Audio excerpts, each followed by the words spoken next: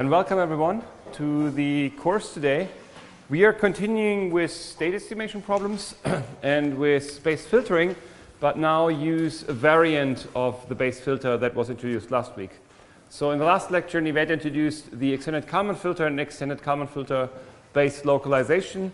That means we were concerned with estimating the position and orientation of a mobile platform given observations and controls using an extended Kalman filter. And the key properties of the Kalman filter is that it requires Gaussian distributions, so everything is assumed to be Gaussian, and all our models are linear. That means motion and observation model can be described by a linear function. In order to, let's say, use it for real-world applications, because most of the stuff in the real world is nonlinear, Nived introduced the extended Kalman filter, where you basically perform local linearizations of your transition function and of your observation function in order to approximate the setup and be able to apply the Kalman filter. And so the Kalman filter is a very popular state estimation framework which provides good estimates as long as your probability distribution is not too far away from a Gaussian distribution and your models are not too far away from a linear model. And there's actually a dependency between the uncertainty of your process and the nonlinearities involved in your system. So you can have somewhat stronger nonlinearities if your uncertainty is very small of your estimate, because you, for example, have a very precise sensor or you have a very good motion estimation. Then you can actually deal with more nonlinear cases, even though they violate quite some assumptions in there. If you have larger uncertainties in your state estimates and your distributions, then it's better to live or to have models or a setup where the nonlinearities are not too high, because the whole uncertainty needs to be propagated through your linearization. And the larger the uncertainty, the larger you're away from your linearization point, your current initial guess. Today we will look into something different. We'll look into a technique which tries to kind of avoid the problem of restricting ourselves to a certain type of distributions. So we want to relax the assumption that everything is a Gaussian distribution, for example, and we also want to be a bit more flexible with respect to our model that we're using. And for that we use also base filter, but an alternative technique which doesn't use a mean and a covariance matrix to represent the underlying distributions, but uses something that we call particles or samples. So it's an alternative approach which is typically computationally more costly because it's more complex to represent these probability distributions. So it's not like whatever a mean and a matrix, as for mean and covariance matrix, that we need to represent to perfectly represent our distribution. We use approximations or sample-based approximations of these distributions, and then we'll see how do we need to manipulate those distributions in order to achieve kind of a filtering performance and obtain a base filter. Okay? So having set the context a little bit, we can now dive a bit more into the details. So the first thing is, the question we want to answer is, where am I? This is a localization problem, similar to what Nived has shown. Nived did it with landmarks last week, and I'm looking into grid maps this time. So there are two ways you can do this with landmarks. You can do it with grid maps, and especially for the Kalman filter, people typically use landmarks, because it's a slightly more natural representation. If you think about an object you want to see in the world and represent it with a Gaussian distribution, then it's easier to think about this as a point, and this is a little more natural to the landmark-based setup. For us here, it doesn't really matter, so I chose the occupancy grid map or grid map. So we assume we have an underlying map in the environment. Again, as we have done in the first lecture, everything which is dark means it's occupied, everything which is bright, which is free. And if you now want to represent, let's say that the robot is standing over here, you could represent this with a Gaussian distribution in the Kalman filter world. So this would be a Gaussian distribution. We now want to go for an alternative representation by saying, I know the robot is somewhere over here, but I don't know exactly where, and use samples from this. And this could look like this. So let's say the blue dot here is the current estimate, or maybe also the mean in this situation. And those samples are points spread around in the space. And every red dot you can interpret as one hypothesis the robot could be there. Okay, so it's a guess. So, okay, I guess it's there. You can see this. I'm asking every one of you here in the classroom where the robot. And some person says, oh, the robot is here. The next one says, no, it's here. The third one, no, it's here. The fourth one, no, it's here. So you collect a number of guesses, of hypotheses. And these hypotheses are those red dots over here. And the hope is that by using a high number of those guesses, we will actually get a good representation of the uncertainty of that platform. So we can actually see this from the state estimation point of view. We start somewhere, and I tell all of you where the platform starts. And then you're not allowed to talk to each other anymore, and you only get the perception and the motion from the platform. And every one of you should draw a path where the platform is on a piece of paper. And then I'm collecting all those papers, I stack them on top of each other, and then every one of you will be an individual guess of the trajectory of the platform. And by taking all of them into account, we can get a distribution where the platform was. If this were just 2 people sitting here in the classroom, the estimate may not be that good. If we have 20 people sitting here, it may get better. If we have 200 people sitting here, it may get even better. If we have thousands of people sitting here, it should get even better.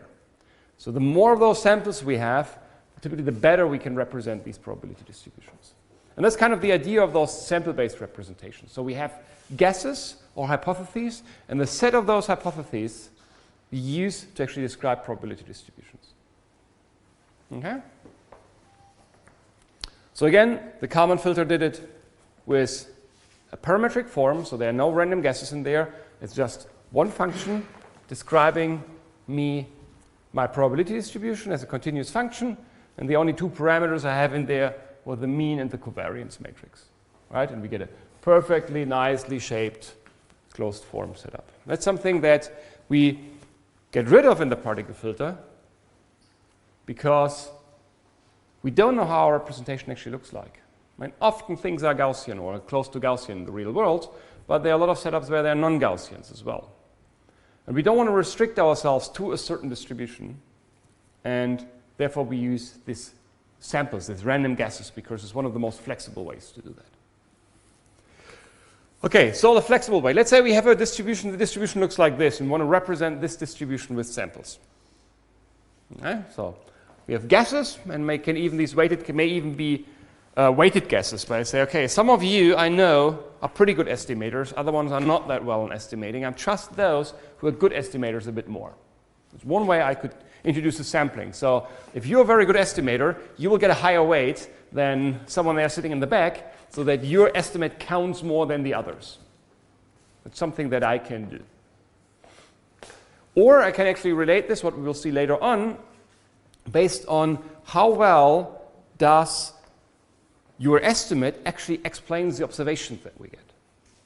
So we can actually say, I tell you, platform got a command, move a meter forward. Where is it? So most of you will draw somewhere at a meter, somewhere maybe at a meter 2, somewhere at a meter 3. So you'll get your estimate of hypotheses. And then we simply check how well does this pose that all of you estimated differently actually estimates or is in line with what we observe. And those which did a good job, I kind of say, okay, I trust you a bit more, I increase your weight. And those which did a worse job, I say, no, I don't trust you that much, I reduce your weight a little bit. Okay, so we can see, can use the weighting, as we'll see later on, as a way for seeing how consistent is the estimate that we got from our prediction with what we are actually observing. Okay, so now what I can say, if I want to use samples to represent this distribution, weighted samples, I could actually put also samples in the space. Let's say I'm uniformly putting those samples over my state space, more or less uniformly, it'll be perfectly drawn. If they're uniformly distributed over the state space, that basically intuitively means I cannot say where it is, I'm uncertain, it's more or less everywhere in this area, in this interval possible, and I don't know which area is better or worse. This is not really represented by this function, right? This function has clearly higher values here in the middle, rather than here at the side. So what we can do is, okay, this sample is simply more important, because the function value here is higher. Let's increase their weight. And where the function value is small, we decrease the weight. So we see this as a kind of 1D representation of our probability distribution. We forget about the thing. You can say, okay, here is basically the function is somewhere in this interval, function is 0. In this interval, the function gets a little bit bigger. Then there's a solid increase, steep increase, a very high increase. Then it drops dramatically, and then goes down to 0. I can do this just by counting the number of samples which are here in this interval between my two fingers, or counting the weight of those samples. And I can put a sliding window over this area, and then use this actually to represent this probability distribution. And that's basically the idea of those particles. So we're getting slightly closer to the mathematical definition of those. What the sample means is that the samples are hypotheses. These hypotheses have weights. And what we're basically doing, we're defining small intervals and say what's the probability mass that is concentrated in this interval. And then we just basically count the number of samples which lie in this interval, or we count the weight, or sum up the weights of the particles in this interval, which then gives us the probability mass that is concentrated in this interval. And this is basically what I do with my sliding window finger. So here it's 0, 0, 0, 0, 0, small value, slightly bigger, because now there are kind of 2 in here, slightly bigger, then even bigger, bigger, going to its maximum, and then going down again. And this is roughly represents this shape. Of course, it should be clear, the more samples I have, so the denser I make this thing here, the better I'm probably able to estimate this probability distribution. I mean, here I've just drawn whatever, 8, 9 samples. For a continuous function of that shape, this will be in reality a very bad representation, or a very coarse approximation, let's say it that way. But the higher the number of samples that I'm actually generating, the better this approximation gets. Okay? Okay, so now let's investigate a bit further. What do I actually need to represent a distribution in that form with those samples? So what information do I need to store for every of those weights? If I think now about implementing this and want to put this into code, what do I need to represent? What are the class or the struct looks like that you would use to store the variables for every sample? So what do I need to store for every sample?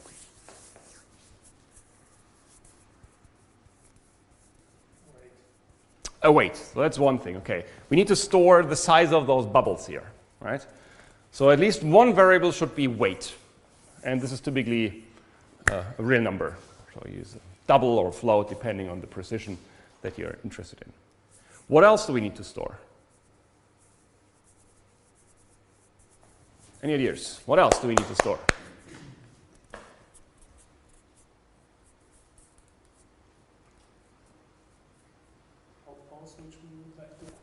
Exactly. The pose, where is it?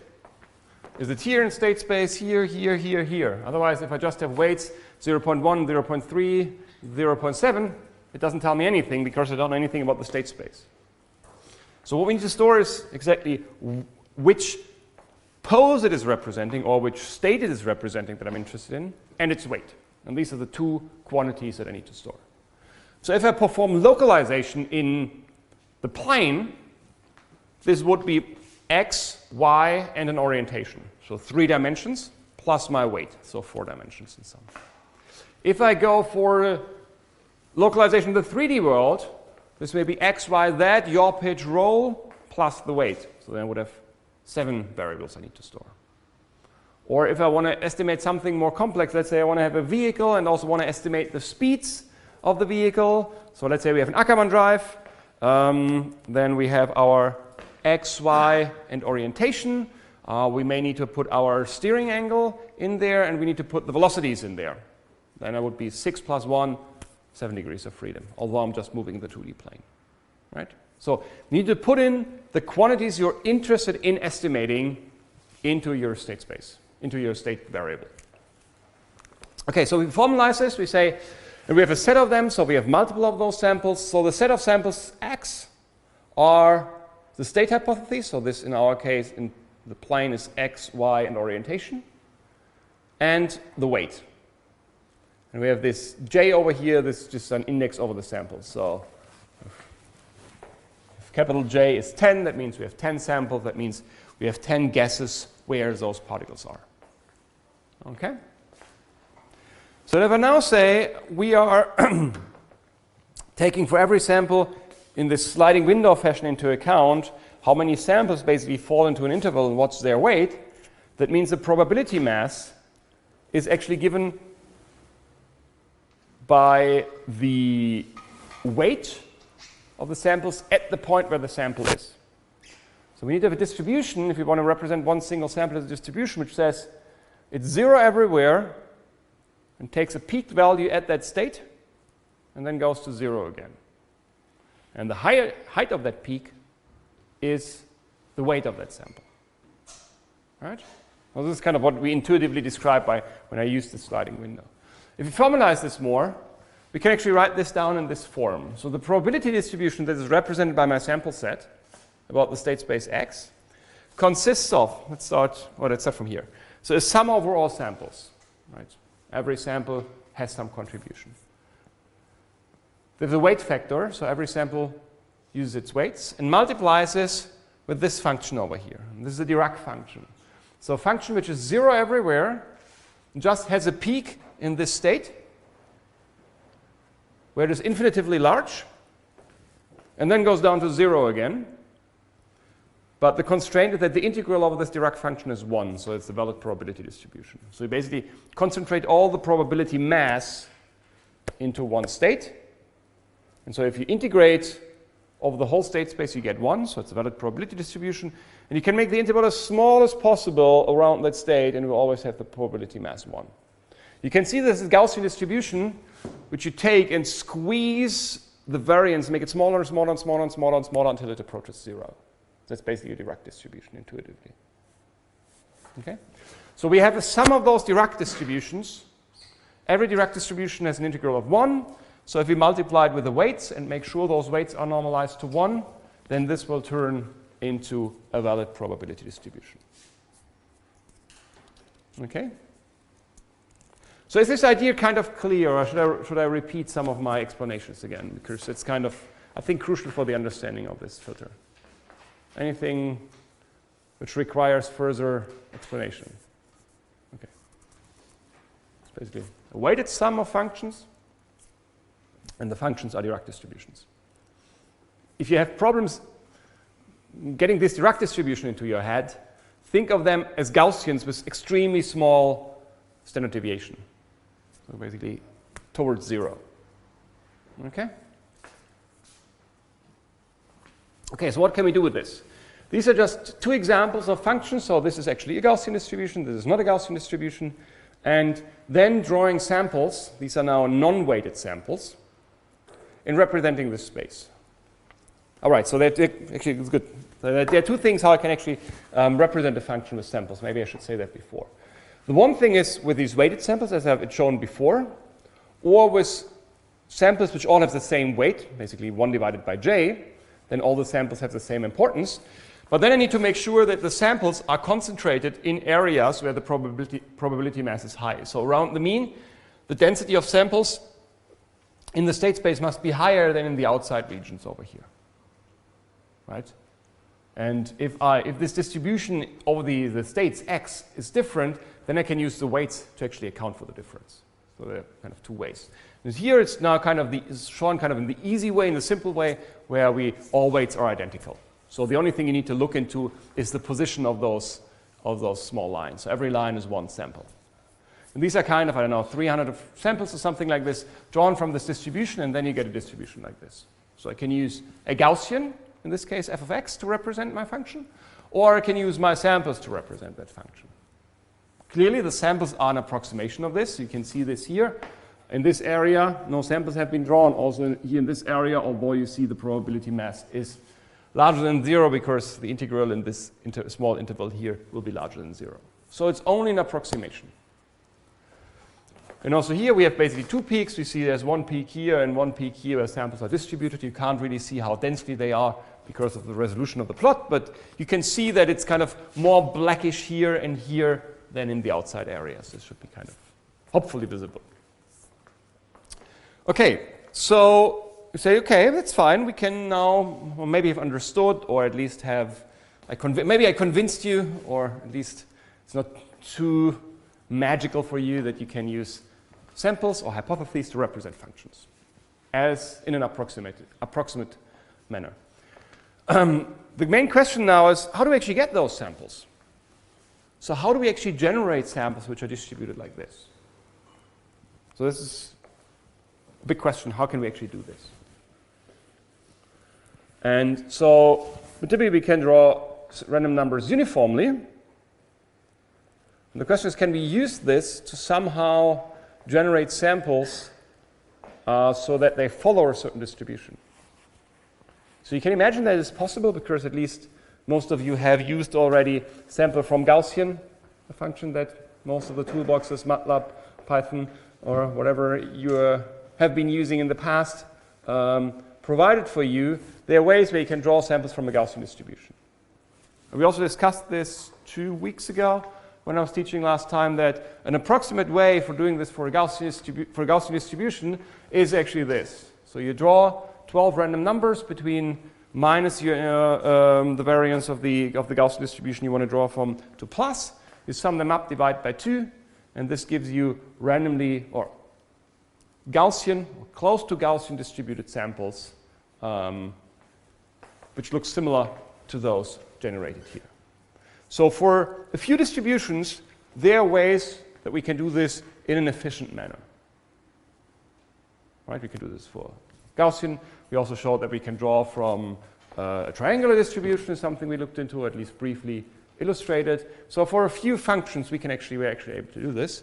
But it's actually tricky to do this for general functions. So how can we sample for other functions than a Gaussian?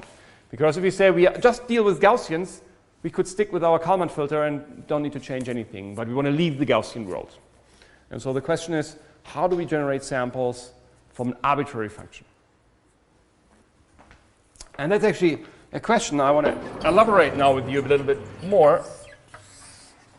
So consider this is my x, this is p of x, and I have a function which I know. Oh, that's it. And then it goes to 0 here. So let's say this is my function, my probability distribution, a bit nasty, and I want to generate samples from this distribution. And now that's my homework assignment for you. You get this function from me, and you should generate samples from this function. I don't care if what you do is efficient or inefficient. Just think about this now. How could you generate samples from this distribution? So I don't have to implement it now, of course, but I would like to discuss with you what would be an intuitive way for generating samples for this type of distribution or for this type of function. Any idea what we could do? For a certain interval, we can take a Gaussian approximation. Okay, that's one thing. So the proposal was to basically fit a Gaussian distribution in those peaks and then sample from a Gaussian distribution. That's actually something we could do. That's true. So let me get a little bit mean and change the function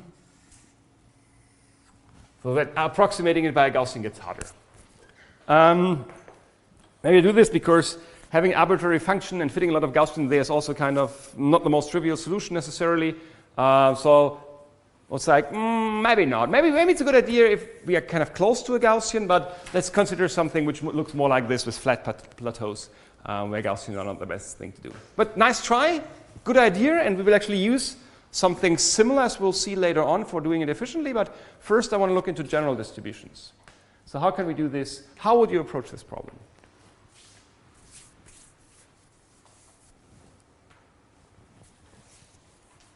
Any idea?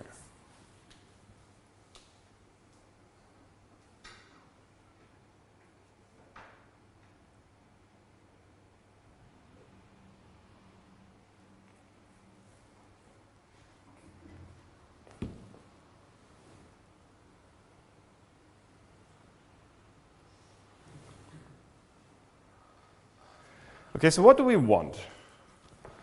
Do we want to have a lot of samples in this area? Probably not. Do we want to have a lot of samples in this area? Probably yes. Also here I want to have a lot. But a little bit less here, a little bit less over here. So it depends on the function value. So it depends how large the function is. The higher the function values, the more samples we want to generate. Okay.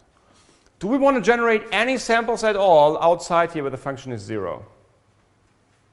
No, because if the function here is 0, it means there's 0 chance that we can end up in the state, so we never ever want to generate a sample there. Okay? So we only want to generate samples in this area. This is the first thing we know, where the function is larger than 0. Everything else, which is where it's smaller than 0, I don't care.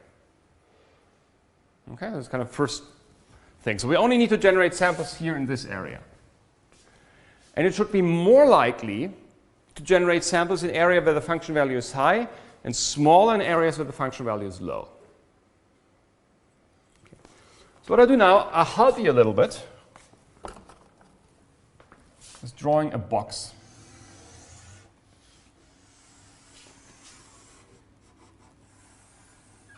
Maybe this box inspires you a little bit. And I have my function.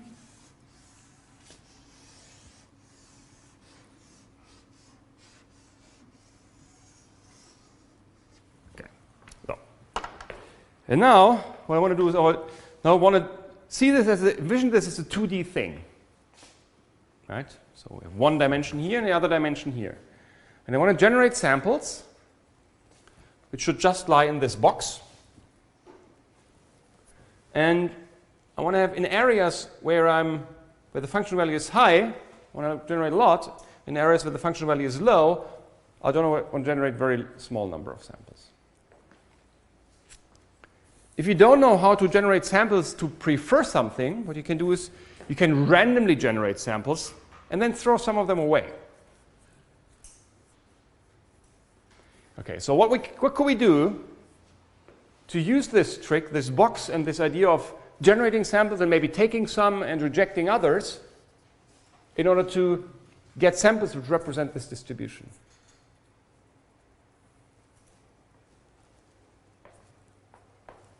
Any idea? Yes? Generate random samples which lie inside the box and then look whether they lie underneath the curve. Exactly. What we can do is we just now randomly generate dots in this 2D space. So, without taking care of the function.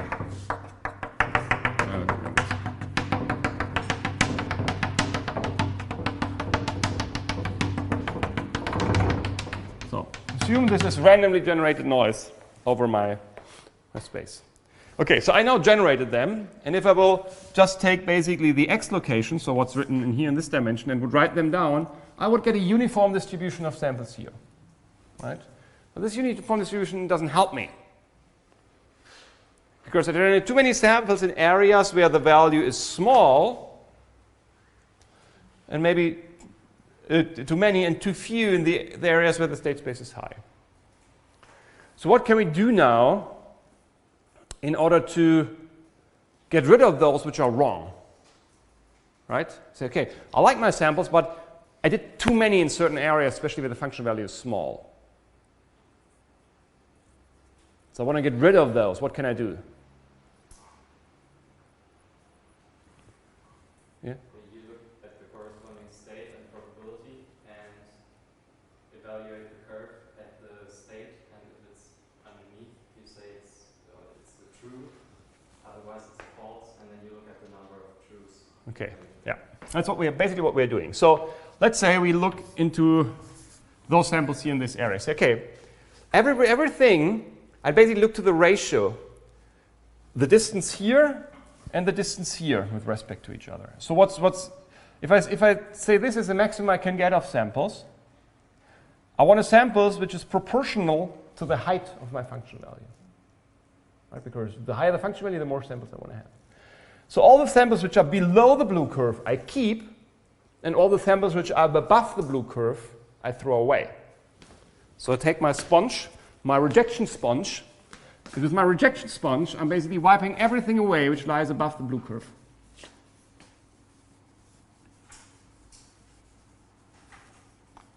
Okay, so the big rejector here. And then I see, okay, now cool.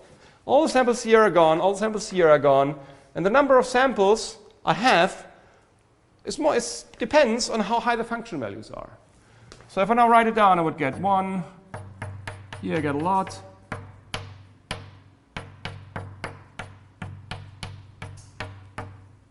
That's basically it. So we have samples concentrated here, and then going down till 0. This is exactly what we're doing. This is what we call rejection sampling.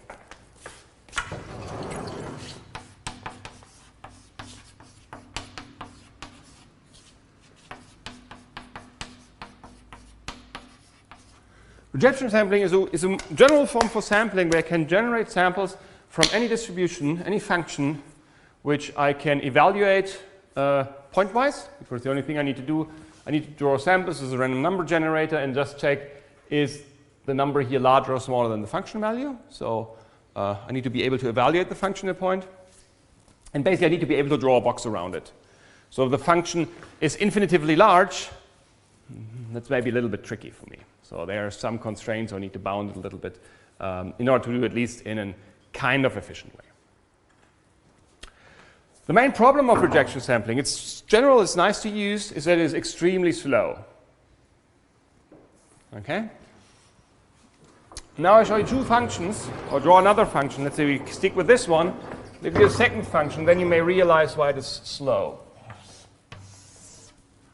So let's say we have a function, and this is basically a Dirac function, or a super peak Gaussian. Okay, so let's say this is a function I want to draw samples from. So if I now again draw my red box around it, let's say this is the area where it's smaller than 0, so it's not a Dirac, because the Dirac would be very small there, but let's say a Gaussian with a very small uncertainty.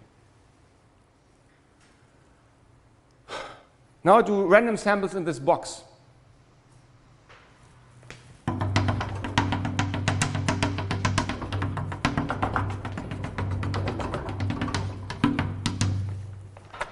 Now I take my great rejection sponge, go over it. Basically nothing is left except maybe one sample over there. The problem is, if the area under the curve is small compared to the area I'm sampling in, I will reject the majority of the samples that I'm actually generating. And this makes rejection sampling very inefficient. In this case here, it's not too bad. Let's say 50% of the area is the area under the curve. So I'm throwing away half of the samples. I can probably live with that.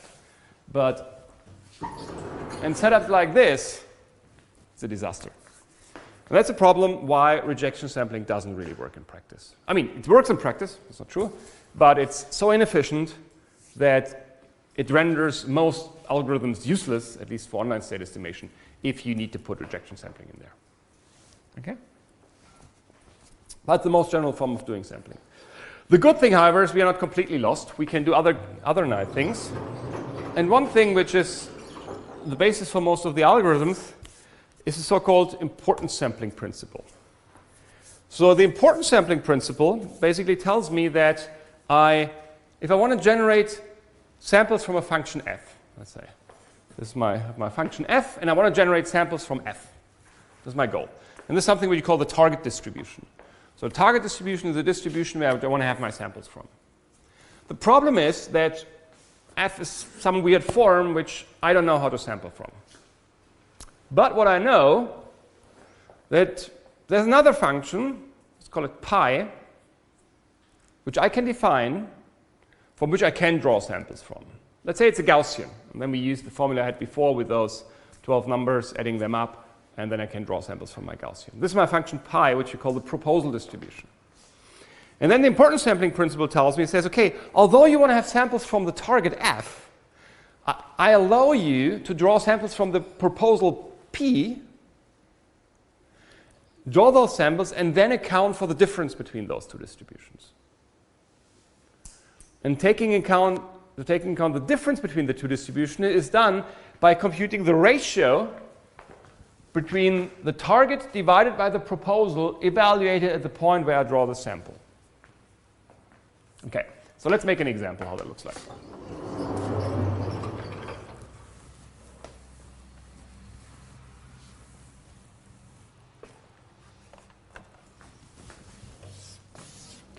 So given whatever, this is my function I want to draw samples from, my target f.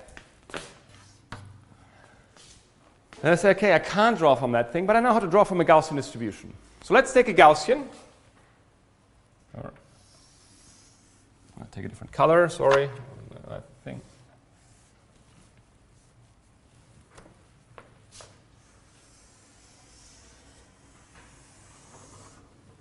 Say this is my Gaussian, pi, and phi is Gaussian.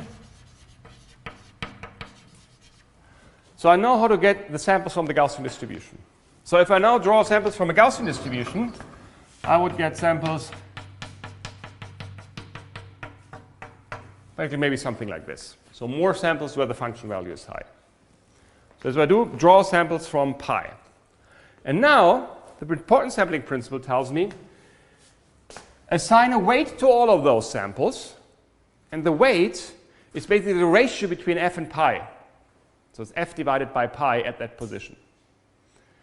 So this means if f and pi, like here, have the same value, let's take a fourth color. So this sample will have a weight of 1 because f divided by pi takes a value of 1. See my weight?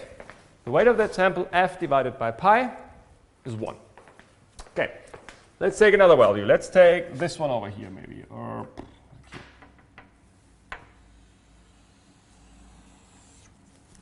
let's zoom in the sample here. What's the weight of this sample? So it's this value divided by this value. Let's say it's maybe 2 divided by 3. So it's 2/3 approximately. Because this, let's say this is 1 unit, 1, 2, so 2 divided by 3 fits very well. And I can do maybe the same here. Let's do it the opposite way.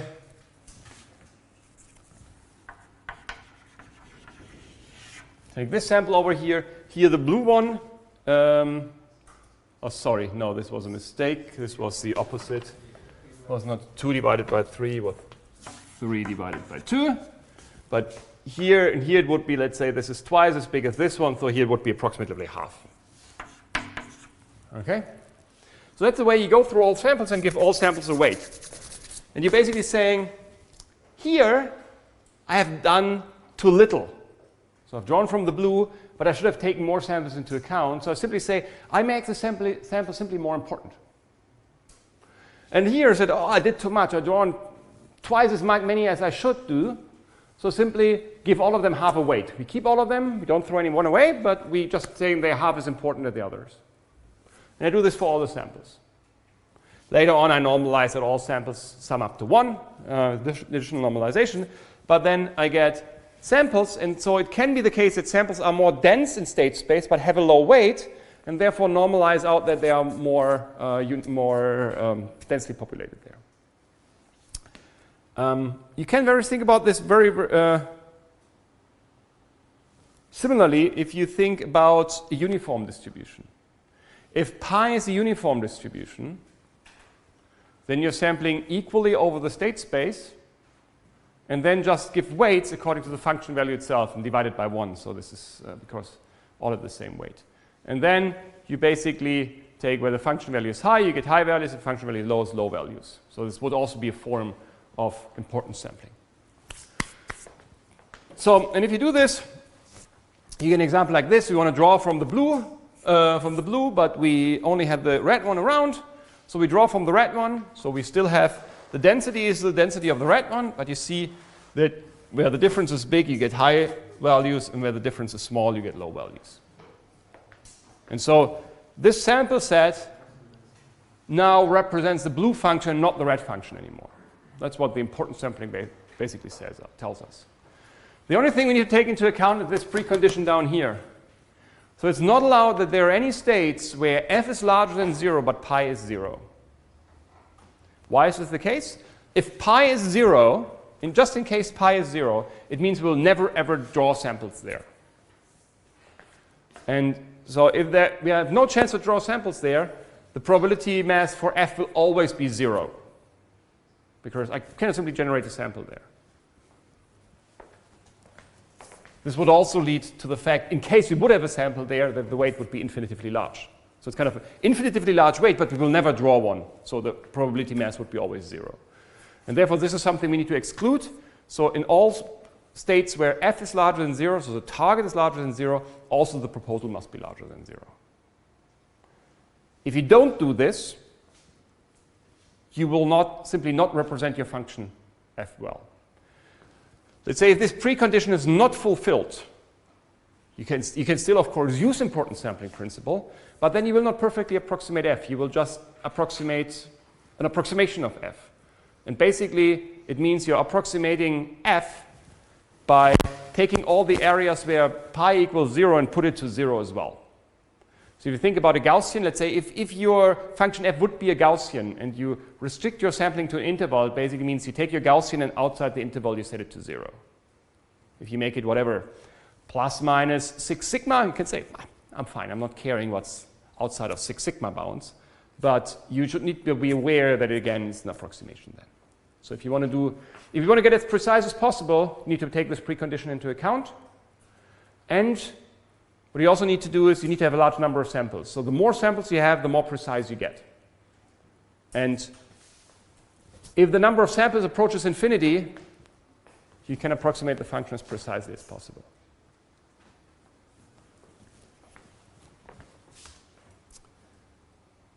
Okay, so is it clear about these ideas of representing functions with samples and this how to generate samples and this important sampling principle?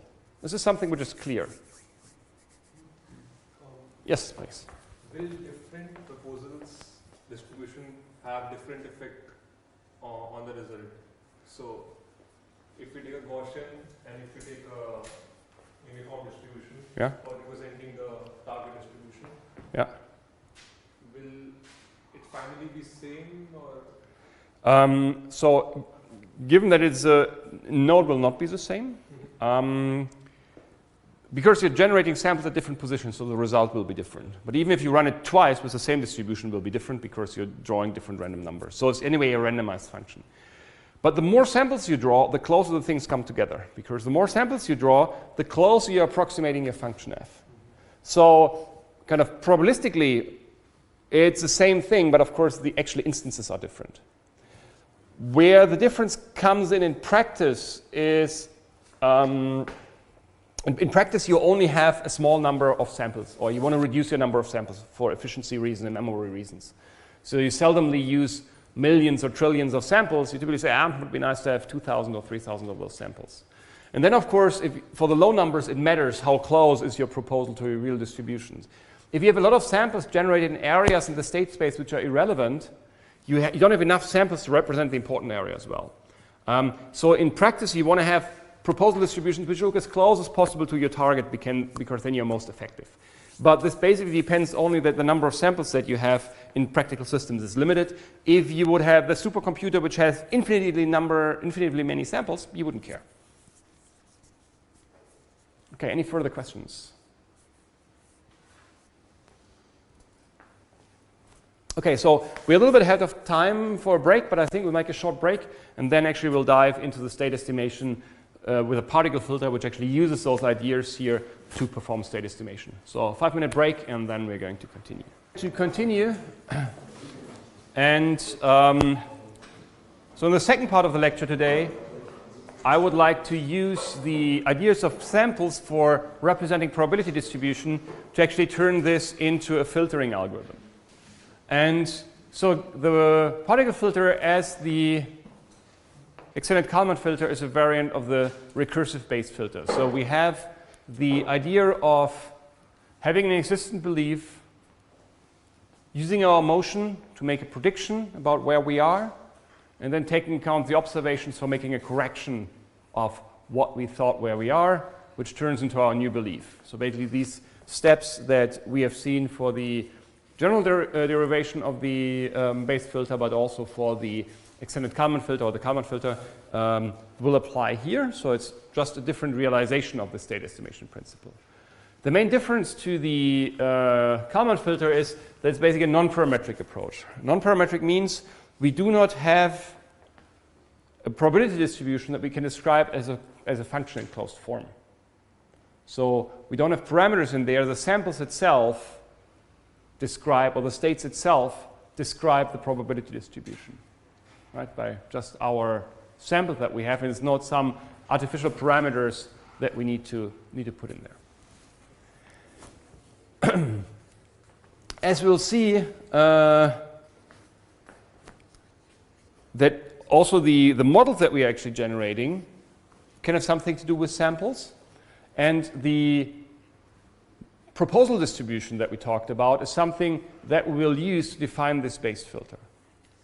So as it will turn out, the prediction step of the particle filter, so the motion prediction, will turn into a sampling from a proposal distribution.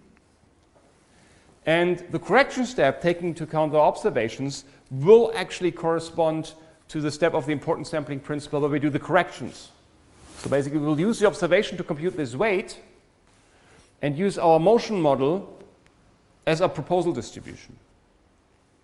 And then it actually turns out that if we do it in this way, we can interpret this as applying the importance sampling principle to update our belief.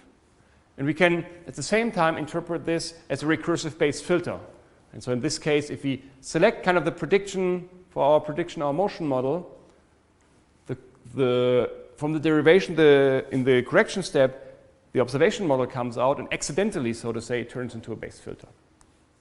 So there's kind of an equivalence or an overlapping area between this we can do with the importance sampling principle and the recursive base filter. And the general thing is, the more samples we use, the better our estimate gets.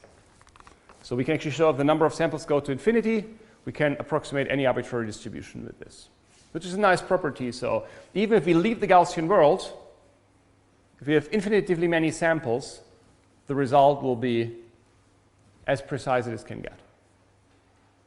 In reality, of course, we will never have infinitively many samples, so we'll always make approximations. So it's for clear, in reality, always an approximation what we are doing. But we should also not forget that also in the Kalman filter we do approximations. I mean, we used a linearization of our observation model, of our motion model, and then said, oh, we do the approximation, then we forget about it, and then we have an optimal estimator, everything is great.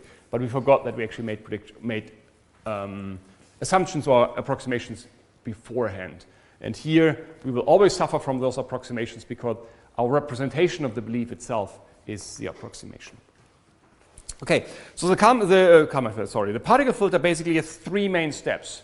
The first one takes, if you think about the importance sampling principle, is kind of generate samples from a proposal distribution. And if you think about the base filter, it means take into account the motion to predict how the state of the system will evolve. This is kind of step number one. Then there's a step number two, which in the importance sampling principle world is compute that weight. So take into account that you want to actually approximate a different function, the target, than the proposal distribution that you actually have used. So what we want to approximate is, or estimate is, motion and prediction. Right? Motion and correction, prediction and correction, which is motion and observations. You can basically see it, if target divided by proposal is prediction times correction, or motion times observation, and we divide by the proposal, which is just motion, just the observation remains. This is kind of the second step. And this is kind of the classical correction step in the base filter, where we take into account our observations to correct the predictions that we have done. And then there's a magical third step, which is not motivated by in the base filter world, but which is basically something we need in order to kind of keep our particle set healthy. It's something which is called a resampling step. I will talk about this a little bit later because it's not basically mathematically motivated from the base filter point of view, but we actually need that to be kind of numerically better, and therefore it's an important step that we need to do. So, in short, number one, sampling particles from the proposal distribution. So we sample the new state of the particles. So for every particle, we iterate over all j's. For every particle at time t, I draw a proposal from where I believe the system will be given the previous state. Probably he will go the previous state in there, and my odometry command and things like this. So my motion model typically sits in here. So xt j minus 1 ut is one example how this could look like. And then second step is I compute my importance weight, where I said the weight is what I wanted to approximate divided by what I used up here. So the choice of the proposal has an impact on how the weights are computed. And so I have to do some derivations, and we'll get a result over here. This is my correction step. And then it's kind of this resampling step. What the resampling step basically does is it draws samples with replacement from my state estimate and turns it into a new particle set. And I will explain later on why this is kind of relevant in order to get actually good estimates, although it's not fully motivated by the base filter, but it basically has to do with the fact that we only have a limited number of samples. If we would have infinitively many samples, we could actually skip that step. Okay, we can turn this then into a particle filter algorithm, written down in a slightly more formal way, but it does exactly the same thing. So our input is the particle set at time t minus 1, our motion command and our observation. Then everything which is a bar is basically my predicted set, and this is my output set, so I initialize them as empty sets. I iterate over every sample and say, for every sample, generate a new pose. Just estimate where the sample will be at the next point in time, according to some proposal that I as a designer can set.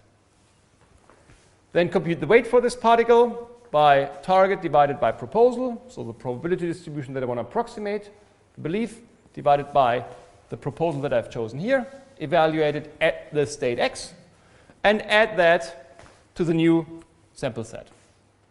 And then this here is the resampling step. And that's it. So it's not very complicated.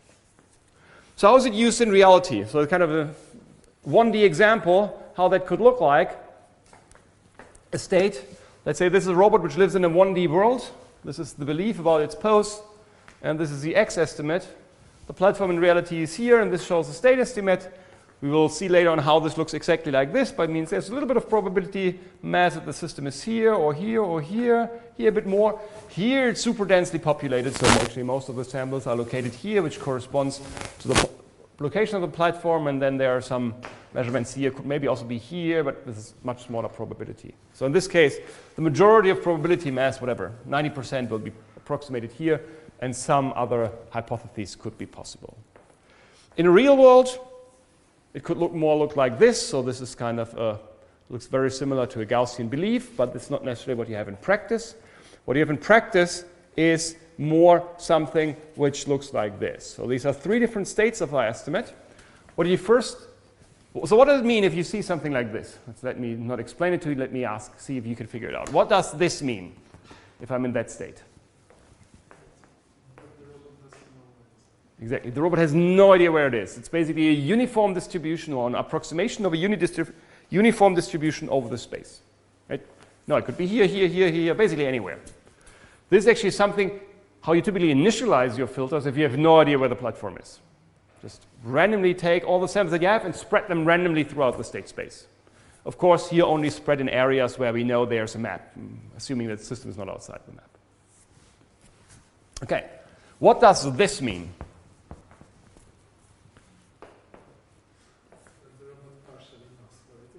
It partially knows where it is. Maybe we can be a bit more precise on that.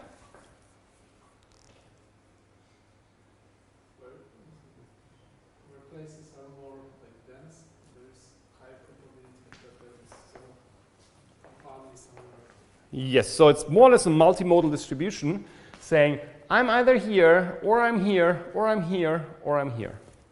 And all the rest is just a little bit of noise sitting around. Just very unlikely it's still possible. So this is something what happens if a platform drives around for just a short amount of time, a few meters. And you can see here from this environment basically consists of corridors. So if you don't have a very long range, and you're here and driving down, you could also be here and driving upwards because the local observations that you would get will be very similar, or you're in this corridor. And what happened actually here, the platform was, I think, going up and right. So up and right. So in reality, the system has been here. But it could also be that the system was coming down here and around this corner. or coming from here, exactly from here and going right, or here and going right looks very similar. So taking either this pass or this pass will look very similar from your local perceptions. Or me rotate upside down, going down and turning right here. This is why you have multiple beliefs. And after you have navigating around the next corner, down here, the belief is actually pretty concentrated around one point. And basically how large this particle cloud is, if it's very concentrated or not very concentrated, basically depends on how precise are your observations and how precise is your motion. So in this example, it was actually a walking robot, so without wheels, a humanoid platform, which is very noisy from its motions compared to a wheeled platform. So the uncertainty has a tendency to be quite a bit higher than if you were using a wheeled platform. Okay, very good. So you get kind of a feeling on what these particle distributions, how they look like, and how we can actually interpret them. And you can also see that here in these examples, it's pretty important to use something which can represent non-Gaussian distributions. This is clearly non-Gaussian. You have no idea where the platform is. You could still argue we can represent this by a Gaussian centered here with a very, very large covariance, variance. Yeah, so it's okay, you could do. But those intermediate states where the system actually converges would be very hard to model, saying I'm either here or here or here. And you will have those intermediate steps if you do basically what we call global localization, if you start out without knowing where you are. Okay, then let's go to something which is called Monte Carlo localization. So Monte Carlo localization is basically using the particle filter for estimating where the platform is. So now our state space is x, y, theta, or x, y, bet your control, depends on your state space. So each particle is a pose hypothesis. So what I used in my example kind of the whole time already. And what we typically use, the standard choice, is saying my proposal distribution is the standard probabilistic motion model that we have discussed 2 weeks ago. So P of x t given xt minus 1 ut. So assuming I know where I was in the past and the motion command I'm executed, where will I end up? Okay, so how to go from the past to the future, given my motion command. This is how I will generate my samples. And you can see this intuitively is actually quite nice, because you can say, okay, in my belief now, I have my particle set at time t minus 1. So I assume I know, I have my set of hypotheses where there were t minus 1. I now can simply pick out every sample of my old sample set. It's okay, you think you were actually here, good, that's xt minus 1. You assume to know, this particle assumes to know where it is. Okay, now execute ut and see where you end up. So you will end up with some uncertainty where you are. So this part, for every particle, you can directly apply this equation by saying, this particle says, I'm here. And then, yes, if you think you're here, great. Think you're there, go ahead and make your estimate, and this will give you the proposal step. So it's very easy. Just pick out every sample and apply the motion model to it with some noise, with the noise of the motion. So it's not like, if you think about the base filter equation, you have this magic integral in there. We will need to integrate about the old states times the motion model. This is very simple in here, because we just pick out every sample and propagate every sample forward, not caring about the rest. It's what makes it very easy to implement. Okay? So we have done this. We take every sample and propagate every sample forward. So if one sample A says, I'm here at time t minus 1, and the command was go a meter forward. Okay, meter forward. That's a new pose of this sample. Sample number 2 was sitting here. It's okay. You also go forward 1 meter. Goes 1 meter forward. But to all of them, we add a little bit of noise, because there's this noisy process, not a perfect distribution. So everyone gets a little bit different noise. So if you have multiple samples standing here in that location, one will end up here, one will end up here, one will end up here, one will end up here, one will end up here. This is kind of how you spread your uncertainty through that filter. And then, once we have done all that, you say, okay, now it's time for step number 2, take the observation model into account. What we can do now is we take our target distribution, which is kind of the full belief of the platform, and divide it by the proposal distribution. And if you still have the belief of the platform roughly in your mind, there was also the motion, this thing was popping up in there, and kind of the observation model, and it turns out that you can actually take away, because you have it in the up here in the proposal and in the target distribution, the motion model pops up and basically goes away, and you can reduce it to the term which is something which is proportional, not equal, but proportional to the observation model. So what it basically means is how likely it is to observe what I actually observed, given I know where I was and given I know what the world looks like. And again, that's simply something which is easy to do if we know the state.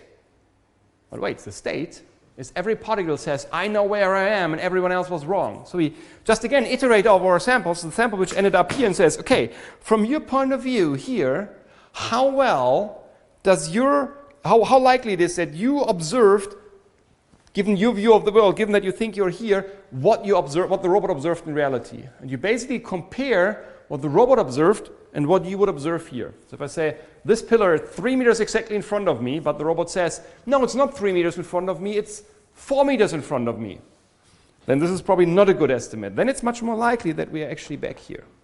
So this sample will get a low weight. And then I do the same thing for all the other samples, for this sample which was here, for the sample which was here, for the sample which was here, for the sample which was here. I ask every sample, hey, given you think you're here, given the fact that you think you're here, how likely it is to observe what you actually observed? And this gives me the weight. It's just proportional, it's not exactly, but it's proportional. But in the end I don't care because I need to normalize my weights anyhow, that they sum up to 1. So the normalization constant I can safely drop without making any mistake. Okay? And this is a process which I'm then iterating. So if I go to my particle filter algorithm, I can use exactly the same particle filter algorithm, only the two things which here are underlined in red are the things that need to be changed, that need to be made concrete. And again, the proposal distribution is a user choice. I, as a user, as a designer of the algorithm, can choose my proposal. I can choose any function that I want, given this precondition we discussed before. I can choose any function I want. But I tell you it's actually a smart choice to take the motion model into account. You don't have to, but if you do so, your life gets easier. Then you choose the motion model over here. And as a result of this, after some derivations, you can see that if you use this one, the motion model, as your proposal, then the weight is proportional to the observation model. And then this comes as a result of this choice. But these are only two things that you have to change. So you're taking your motion model into account for making the motion update, which also makes intuitively sense, and then take the observations into account in order to correct and tell how good was that idea to do that motion. And if you do this choice, then you have the equivalence with the base filter framework. Okay, so let's make an example. So given we have a platform, this platform is standing over here. It's a robot which lives in the 1D world. These are the samples. Basically has no idea where it is. And then it has a sensor, and the sensor tells, I'm in front of the door. So there's a door sensor. It just says door if it's in front of the door, or says nothing if it doesn't see a door. So I'm walking through the environment, and I'm next to a door, the sensor says door, door, and so on. So that's a sensor that this platform has. So it drives around through the environment. At some point in time, for the first time, the sensor says door. And says, okay, where am I now? And then you get actually, if I don't know anything, basically, what's the likelihood of this pose that the sensor says door? It's pretty low. Maybe this is some probability that the sensor is screwed up and just has a mistake and just says door, although it's not in reality a door. And it's the same everywhere. So all the bricks look the same. So they look the same, doorish or non-doorish. And then you're in front of a door. And it's okay, probability increases. If I'm in front of a door, the system is likely to say me door. If I'm just kind of at the beginning of the door, the probability may be slightly smaller. I'm in the middle of the door. I should be very confident that I'm at a door, and so on. And of course, it's a mistake that the robot missed the door, because whatever. The door was painted in a different color. My sensor doesn't work perfectly, whatever. There's some probability for making a mistake. But this is the P of Z given X. So given a pose, that's the likelihood of observing this. So what I now can do is I can, this is my current belief. And I'm correcting it with my observation by saying those samples which are at locations which have a high likelihood will get boosted up, and the other ones will get weighted down. So what I do, I'm iterating over a sample. I take this sample, multiply it with this weight. I take this sample, multiply it with this weight. I take this sample multiplying with this weight. I get this sample multiplying with this weight. Oh, this is cool. This is a really good one. So this will get pumped up. You can see that here. In the end, of course, you need to normalize again that they are equivalent to 1. And then your probability is higher here. And then you can do the next motion account and actually move the thing forward. So if the platform continues moving in this direction, goes another meter forward, all those beliefs will actually move a meter forward, plus a little bit of uncertainty, because the motion adds new uncertainty, though those samples will jiggle around a little bit of the movement. Okay, so what I'm doing now in this representation, going from here to here, actually 2 steps. It's the resampling step. But the resampling step, I'll just explain it now in a second, otherwise the explanations maybe don't make too much sense. So what the resampling step does, it says, okay, if I have samples which have a very high weight, let's replace them by multiple samples at that same location. And then all the samples have the same weight again. So you basically take areas which have a very high probability in your state space and replicate the samples there and reducing the weight. So if you say, I have there 1 sample with a weight 2, I can replace this 1 sample with weight 2 with 2 samples with weight 1. This is intuitively what the resampling step does. And it does so by drawing samples from my original sample set, where the likelihood of drawing a sample, or the probability of drawing a sample, is proportional to the likelihood. So the higher the weight, the more likely it is to drag out that sample. And I'm doing this until, with replacement, and I'm repeating this process until my sample set is filled again. So if, let's say, I have space for 1,000 samples, I do it 1,000 times, that's my new sample set. What I'm doing with it, I'm basically replacing weights by frequencies. So a sample which is a high weight will later on have a high frequency, will appear more often. So what I'm basically doing with this approach is, I'm saying, okay, I have areas in the state space that are very, very unlikely. Why should I waste costly particles, costly in terms of because I can only represent a few? Why should I waste costly memory for a state which is very unlikely? It's better to ignore some of the unlikely states and take the samples to represent states which are very likely. So basically, I take unlikely states in my state space, I cut them away, and take the memory that were used for those samples to represent memory or samples which are at very likely positions. Again, this is something I need to do because I have only a limited number of samples, only memory for 1,000 samples. If I could have an infinitely large computer, I don't need to do that. But what I would like to avoid, that all the samples go to the unlikely areas of the state space, and I don't have any memory left to represent the good states. So that's the reason why all the weights go down from here to here, and the platform moves forward. So first, all the samples will be shrink down, unlikely areas will be thinned out, and more samples will concentrate in here. And now the platform moved again forward. So you can see here, at this situation, I don't know, is the platform here, is the platform here, is the platform here? Looks more or less the same. And I still have the same here. I have a lot of samples concentrated here, a lot of samples concentrated here, and a lot of samples concentrated here.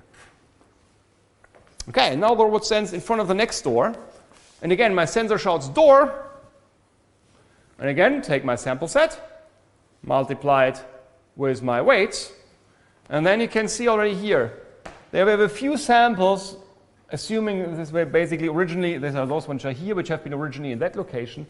It basically means the first time the robot shouted door, it was a mistake in the sensor, and now it's actually in front of this door.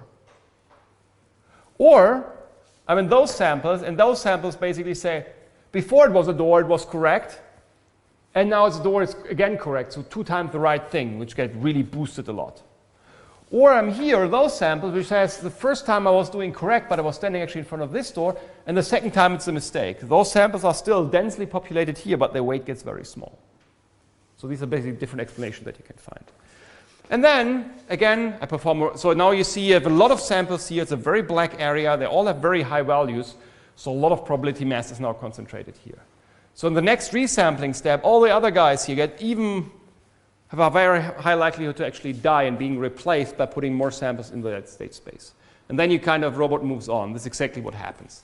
So most of the probability mass is now concentrated here, and you have a few leftover states which are populated over the state space. And while the platform moves, you will actually see that those states will actually die out. And this is an example which I can now show here. It's one of the very, very old videos on particle filter-based localization.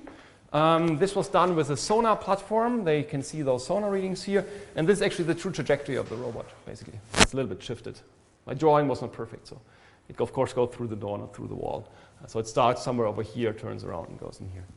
And this is a video which has been recorded in the old computer science building close to Nordbrücke, because this is where actually those algorithms have been developed more than 20 years ago. Was the first application or first use of this technique for a localization system. This is actually one of the old videos done by Dieter Fox at that time, being here as a student or PhD student, developing or working on this Monte Carlo localization. Okay, so what you now see is I run the video 2 or 3 times so you can see what's actually going on. This is kind of currently the best particle, and just in the beginning, all particles are the same. It's just basically a random location where the thing is drawn. But this will always show the best particle. So it will jump a few times in the beginning and then converge to one state. So I first let it run once, you see it, and then we'll slow down and explain a few things. So, come on.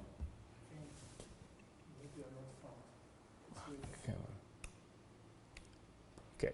Well, that's very sad. Okay. I have some manual. Wait a minute. I will go later on and show you some, just for the sake of explanation. It's a different example, but they are the individual frames in there. So what you see here, this is a particle set. This is the Smithsonian Museum of American History. And you see samples where a robot was operating, and you see the samples distributed all over the space. And then you get for the first time an observation. So what you see here is basically always the true pose, and you see kind of the estimated pose, the best pose of the particle. And this is kind of how the laser scanner sees the world. You can see or guess in here is, for example, probably the position is a little bit off. It should be a bit more to the right, because then these scans would not go through this obstacle. And here, this actually seems to fit this obstacle really well, so it's not the perfect pose. Here's probably a person standing, so not everything needs to match perfectly. And then you take an observation into account, and the observation makes some samples more important than others, so this is kind of this weighting step. And you may see that this little bit darker red over here, it gets better visible in the next steps. Then we form this resampling. That is actually performed, and the motion update. And you can see now that the probability mass focuses at certain locations. So there are several positions in the state space where the samples could be. Just see, still very uncertain, but you can see probability mass accumulates in some state spaces. Then we get the next measurement. And here again is drawn the most likely pose. And here you can actually see it actually fits already really well, the best particle, what the world actually looks like. So you take this measurement into account, you compute the weight update, and then you should actually see that things get a little bit darker here. And then you again perform this resampling step, replacing samples with high weight with those with low weight. So you can see, again, go forward and back. You can see that in the areas of high probability of the state space, the things remain, but the unlikely states are more likely to die out. Okay? Okay, then next thing is a motion update. So you move everything forward. And again, the system is high uncertainty, so here even multiple beliefs kind of run around into the same pose. Then again, you get the next measurement, it's over here, and then you can actually see, or in the weight update, that it even gets a darker red here in the middle. So this is a very likely state in the middle, and those samples have lower weights over here.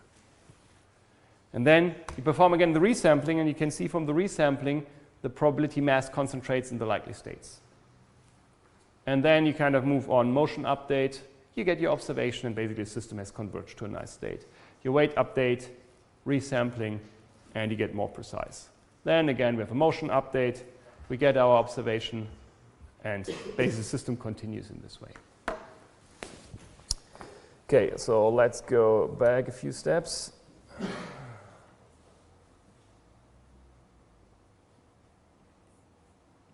Should have seen a nice video.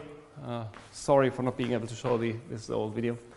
And the last thing I would like to discuss, so that we kind of finalize talking about the particle filter, is this magic resampling step. I just intuitively have explained it to you, what it does.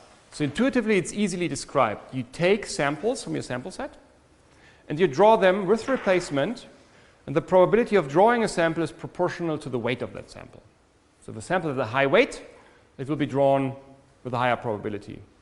So if you have, let's say, two samples in a simple example, one sample has a weight 0.3, and the other one, or 0.333, and the other one has a weight of 0.666. That means one weight has a twice as high weight as the other particle. And so, if you draw the sample, it's more likely that you draw the sample with the high weight.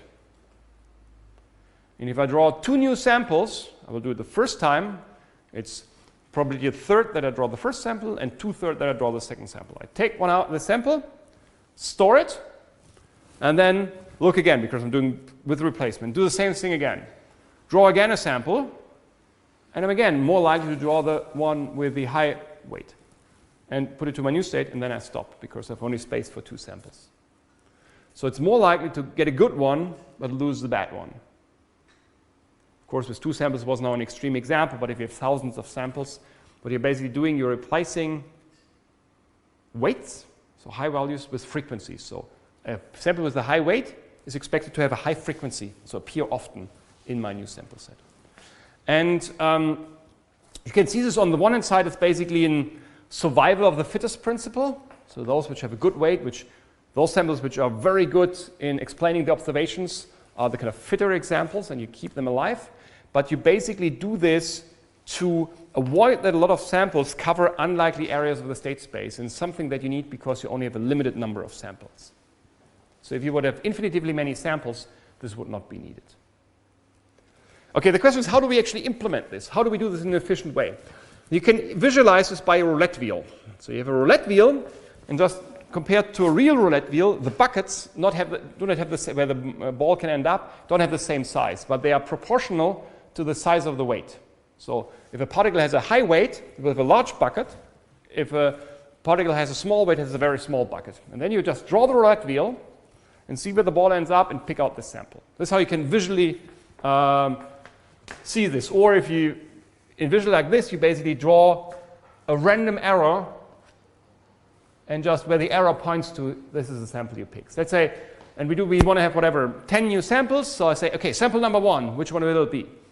Okay, particle number 3. Copy particle number 3 to your new sample set. And then you do this again. Draw a new sample. Oh, no, it's sample n. Take sample n, copy it over. And then, take a new sample. Okay, let's go for this one. And pick this one. Copy it over. And then you continue like this. Okay. So this is one way, the naive way for doing this sampling. It's called standard roulette wheel sampling. So what is the complexity? So how complex is it to implement this approach? If you have J samples, how can you implement this in an efficient way so that you can draw those samples efficiently? Any ideas?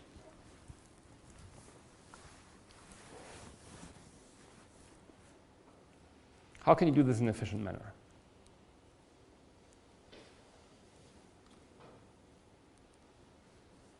So let's narrow down things a little bit if you don't know how to do this. So can this be done faster than linear time? First question which we should ask ourselves. So linear n or j is my number of samples. Can I do this faster than j operations?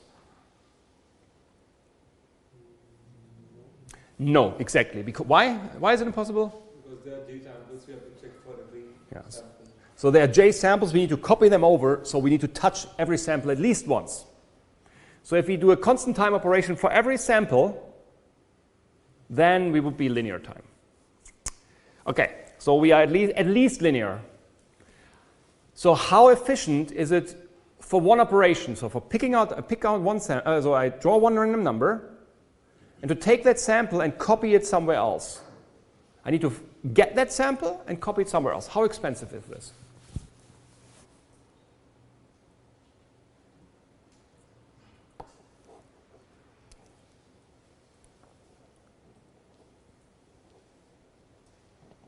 Any idea?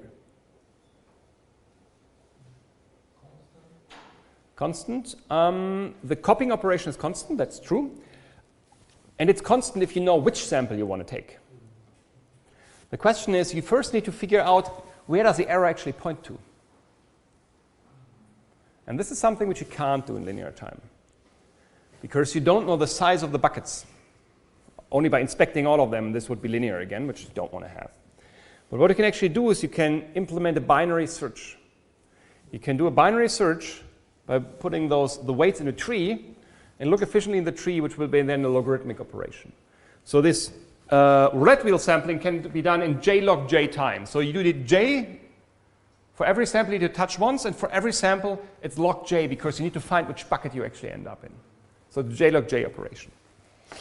This is kind of the naive standard sampling. But there's another sampling technique which also can be seen as using a roulette wheel. But what it does differently, it basically draws all the numbers at the same point in time. So see this as putting n balls into your roulette wheel. Shuffle it once and see where all the balls end up. It's slightly different in the sense that you don't take balls. Let's say you take an arrow. You take these arrows. In this case, one have 1, 2, 3, 4, 5, 6, 7, 8 samples. And you basically arrange them as a star like those arrows, exactly as it's shown here. And then you draw the thing of arrows once, let it rotate, and where the arrows end up, you pick those samples. So you don't need to draw n times the roulette wheel, just draw the roulette wheel once. So you just draw the whole roulette wheel once, it spins, and where it stops, you take those samples. And then the advantage is you just have to go once through your array here and select where those arrows end up. So you draw and do this. So the good thing is, if you do it like this, you only have to draw basically one random number, which is basically where does one of those arrows, let's say the first arrow, end up, and then you can run through the roulette wheel and pick out the other elements of your bucket. And this is something which is called stochastic universal resampling, or also called low variance resampling. And the advantage is it's first faster, j operations, because I just draw one random number, and then I just walk through my array and see where all the other arrows end up, just in one operation. Therefore, I just have to pass through my array only once. But this is kind of not the real main advantage. It is an advantage, but not the key advantage.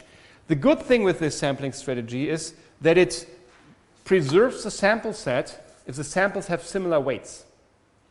So assume the setup. What the weights basically tell us is one sample is better than another sample. Right? If a sample has a higher weight, it basically says, oh, this sample is better than another sample. Now assume all samples look actually pretty good. They all have more or less the same weight. If you then perform resampling, it basically means you're replacing a particle with another particle, although there's no need to do that because they're performing equally well. But just by random chance, you're killing one of them and replicating another one. So you're thinning out the particle set. It's something which is called particle depletion or particle starvation. And the good thing with the stochastic universal resampling is if all the buckets have the same size, and you have n buckets and you have n arrows, it will exactly replicate the sample set, because you basically will randomly choose the sample to start with, and then you will just go in equal steps through your sample set and you will pick all the samples again. So as a result of this, you basically maintain the sample set if the samples are very similar or equal, but will have the same effect of if a sample has a very large bucket, it will be clearly taken more often. And this is kind of the key advantage of this approach, that if your samples have similar weights, this is clearly the way to go, because you don't lose particles. You don't make a decision and throw away particles based on a weight distribution that is not informative. And therefore, you should always use this resampling strategy.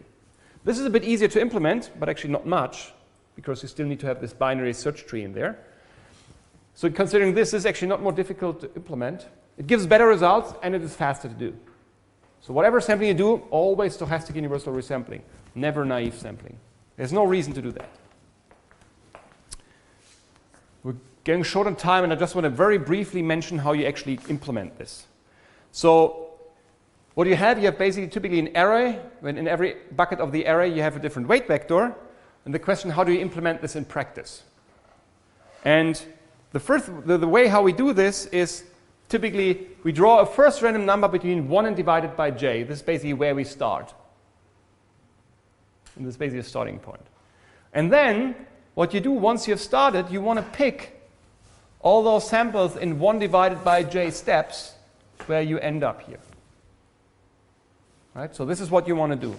This is randomly selected, and then just go in 1 divided by j steps through your array and pick up the corresponding sample where this should be achieved.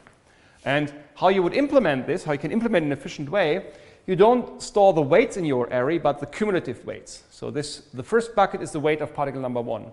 The second bucket is the weight of particle number 1 plus the weight of particle number 2. The third bucket is the weight of particle 1, 2, and 3 until you reach 1 in the end. So just a cumulative distribution of weights. And then you draw a random number here. And then just add always 1 divided by j to this and see if you're larger or smaller than the cumulative weight.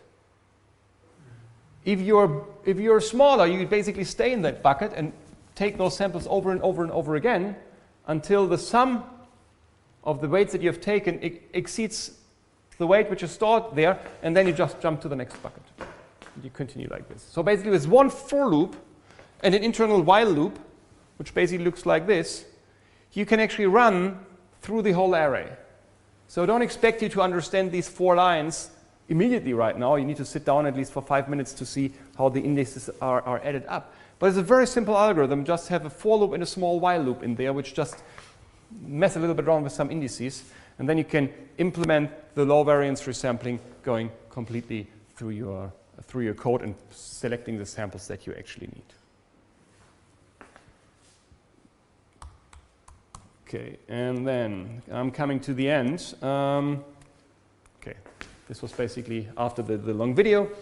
So what I presented here today was the ideas of representing functions and distributions with samples, and then implementing a recursive-based filter which tells you how to update this sample set so that we can perform recursive state estimation, so that we can take into motion, propagating those particles forward, and taking observations into account in order to correct for those samples and weighing those samples. Those which did a good job get a higher weight.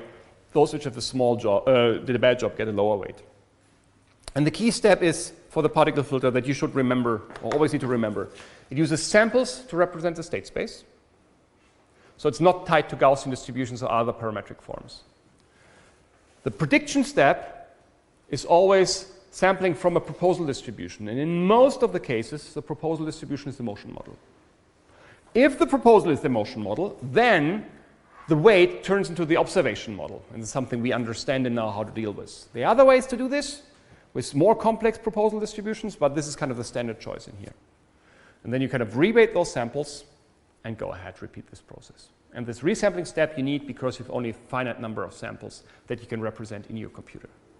And so the key thing, the art, is to design appropriate motion and sensor models as most of the time to do this. And if you think about the localization system with this, the Monte Carlo localization system, then this is kind of one of the standard localization systems that you find out there, which is efficient, which is robust, and works in most setups. So most of the indoor platform that you see, if you see somewhere a robot in a museum driving around or some indoor logistics stuff, either they have an external tracking system if they have a lot of them, which does the job, or whatever, when it's estimated on the platform, and I would say in 90% of the cases, you will actually see Monte Carlo localization running there internally. Some still use a Kalman filter if there are some features they use or some beacons in the environment, but most of the flexible systems actually use a form of Monte Carlo localization today in order to do that in an efficient way. And actually with this, I'm coming to the end of the lecture today. There is also, if you want to read more about this, in the probabilistic robotics book, there's one chapter on Monte Carlo localization, which is, from my point of view, an extremely good explanation of what's going on. You need to have motions and observation models that you need to take into account. You can also go into the details of the particle filter, basically seeing why does it approximate the target distribution as arbitrarily precise if you increase the number of samples. We haven't provided any proofs. You find them in there. And it's very nice because it's always a very easy read in the beginning, just explaining the raw concept, and then you can go deep in the subsequent chapters. So especially on the particle filter, but also on Monte Carlo localization, this is what I would recommend if you kind of want to reread what we have discussed here today. So with this, I'm coming to the end. Thank you very much for your attention. and see you next week. Thank you.